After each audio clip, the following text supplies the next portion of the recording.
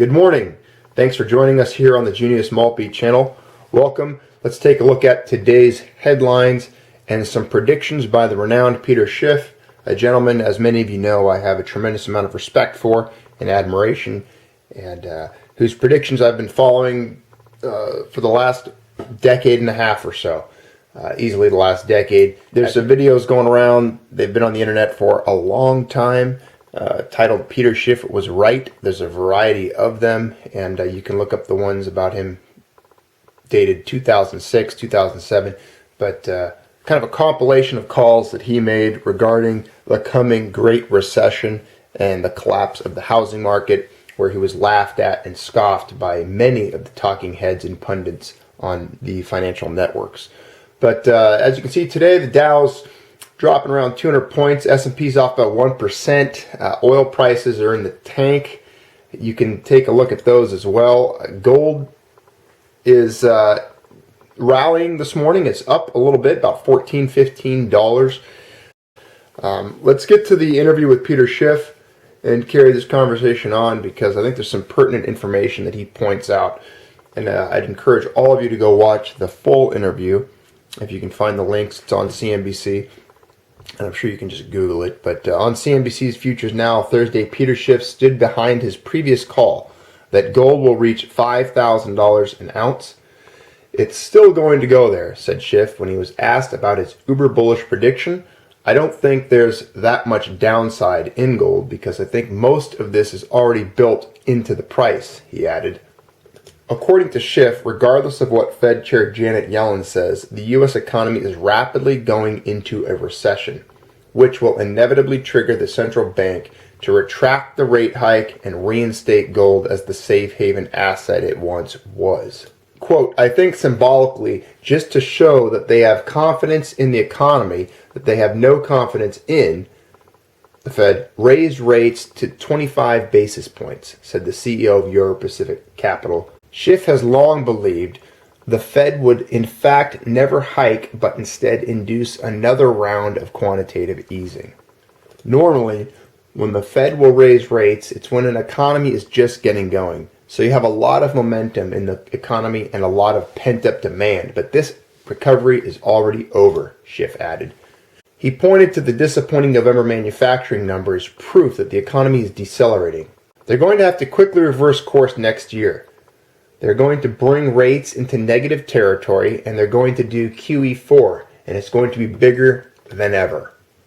Some of you right here on the channel may have made your own little Peter Schiff-like predictions, and they almost parallel what he has said there in that interview. I just read recently, after going over this, that some of you stated they would reverse course.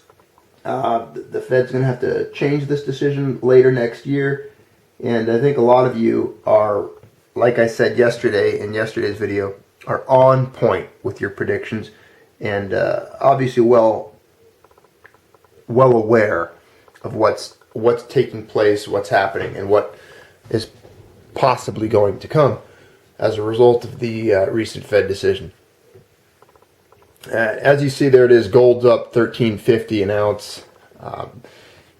Obviously, this is a few moments old because I just did this screen grab while preparing for today's little news briefing with you guys. Here we go. Another Kitco chart, $13.50 up to $10.64. And gold's just $60 over 1,000. These are some pretty nice numbers to look at, especially if any of you have bought gold over the last 3 or 4 years. These are prices that we would have all longed for back then, especially people, and I feel bad for those that, woke up a day late, $1 short, and got into gold right about the time it was 1,800. Well, just sit on it a little longer, because when it does hit 5,000, then it won't look so bad and it won't feel as painful. But right now is your opportunity, as I've told you guys in the past, to kind of average out your costs per ounce. If you have 10 ounces that you purchased at 1,800, and then you can buy 10 ounces at 1,064, you can just figure your average price per ounce is right there somewhere in the middle, in between those two. So that's how I like to look at it. This is a way to lower your average cost. What are the real chances of gold going to 5,000 and when? No telling. I don't think anyone can call that accurately. I would never even try to or attempt to make that prediction. I do believe it will come within my lifetime, and I'm not terribly old, so I think it will come sometime in my lifetime. We will see gold at $5,000 an ounce. And as Antal Faquette, Professor Faquette, has once said, we haven't mentioned him on the channel in a while, and I should probably go pull up some of his articles so you guys could review those as well. But you have to ask yourself, what's the world look like with $5,000 or $10,000 gold? What do commodity prices look like? What does a box of cereal cost? What does a gallon of milk cost? What other events are rocking the world when there's $5,000 or $10,000 gold? Because you have to think of that. So it might not be something you really want to look forward to, just due to the fact that they might be troubling times. Yes, it'll be wise. It'll be good to have gold at $5,000 an ounce. If you bought some at $200 or $300 or $400 an ounce, yeah, it would be a good thing, a good position for you as far as wealth preservation. But yes, you've preserved your wealth, you've preserved your assets and the fruits of your labor, but now you're living in a world of $5,000 and $10,000 gold where the ramifications of that are economic uncertainty, catastrophe, probably hunger or starvation in different parts of the world, food shortages, exorbitant food prices, price controls, totalitarian actions by states and governments. It could be an ugly environment in which we exist during that time.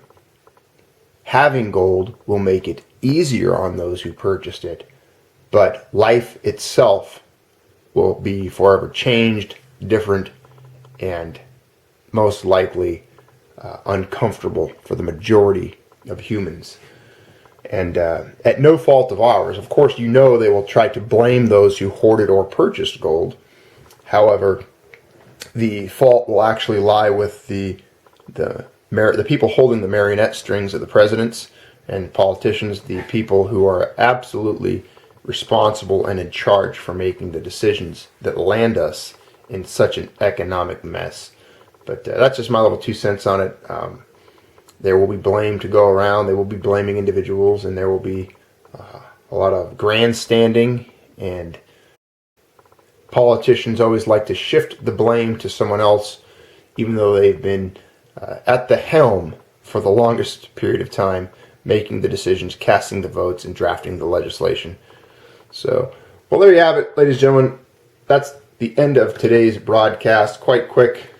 And if anything pops up in the news later on, maybe we'll do another broadcast on those issues. But for today, Dow's down, gold's up. Peter Schiff called $5,000 gold once again. So thanks for joining us. Thanks for being here. Drop your comments below, like, subscribe, be a part of the channel, be a part of the conversation. Go off in the archives, explore it, watch some of the older videos dating back several years. We have now surpassed 6,000 subscribers. There's 6,000 of us in the Junius Maltby community, the Junius Maltby project, whatever you want to label it. But 6,000 strong, that's the population of some towns and cities. So, alrighty, take care. Have a great day.